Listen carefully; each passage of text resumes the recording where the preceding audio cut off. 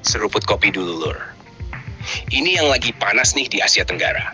Bayangin kalau latihan atau uji coba meriam kapal perang dilakukan di tengah-tengah perairan sekitar semenanjung Malaysia. Wah, langsung bikin kuping panas dan radar politik muter semua. Kita mulai dari gambaran wilayah dulu.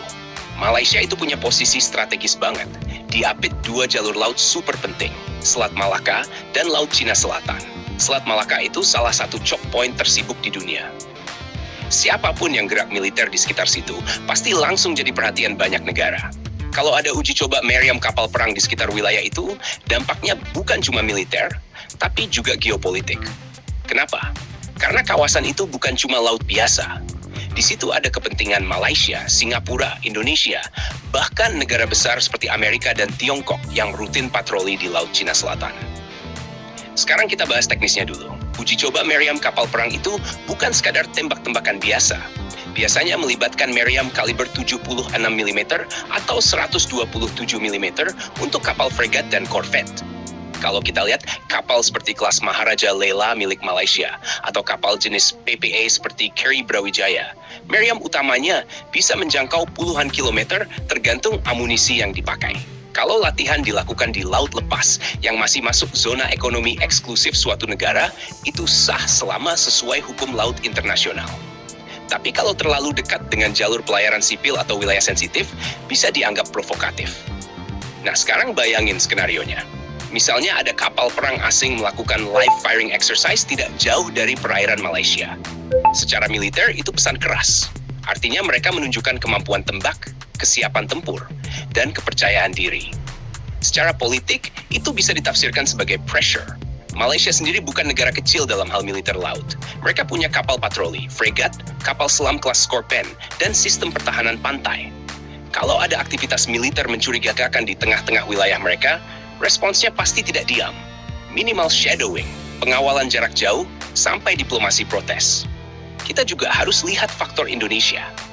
Kalau latihan dilakukan di dekat perbatasan perairan Indonesia-Malaysia, otomatis TNI AL juga akan pasang radar dan kirim unsur pemantau.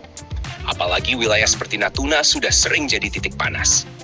Sekarang soal coba meriam yang kamu bilang. Dalam dunia militer, live firing itu bukan cuma soal unjuk gigi. Itu bagian dari uji sistem tempur terpadu. Radar harus mengunci target, sistem kendali tembak harus sinkron, awak harus siap, dan prosedur keselamatan harus ketat. Salah sedikit bisa jadi insiden internasional. Dan di kawasan seperti Asia Tenggara, satu peluru nyasar bisa jadi berita global. Media internasional akan framing, eskalasi, provokasi, unjuk kekuatan. Padahal bisa saja itu murni latihan rutin. Kalau kita lihat dinamika kawasan sekarang, Laut Cina Selatan masih jadi arena tarik-menarik. Kapal perang Amerika rutin lewat dengan operasi kebebasan navigasi. Tiongkok juga aktif patroli. Negara ASEAN seperti Malaysia, Vietnam, dan Filipina memperkuat armada mereka. Kalau di tengah kawasan itu tiba-tiba ada uji tembak meriam besar, efek psikologisnya kuat. Investor was-was, jalur pelayaran tegang, negara tetangga siaga. Tapi dari sisi militer murni, latihan seperti itu penting. Awak kapal harus terbiasa dengan recoil meriam, koordinasi anjungan, komunikasi tempur. Kalau tidak pernah ditembakkan secara real, kemampuan tempur hanya teori. Yang bikin panas itu bukan latihannya, tapi lokasi dan timingnya. Kalau dilakukan di saat situasi diplomatik lagi sensitif, bisa jadi bahan propaganda. Kalau dilakukan jauh dari jalur ramai dan diumumkan secara resmi sebagai latihan, biasanya lebih aman. Sekarang pertanyaannya, apakah Malaysia akan terpancing? Secara tradisi, Malaysia cenderung respons diplomatik dan profesional. Mereka tidak mudah terpancing retorika. Tapi kalau menyangkut kedaulatan, mereka tetap tegas. Di sisi lain, negara yang melakukan uji coba juga pasti sudah menghitung risiko. Mereka tidak asal tembak.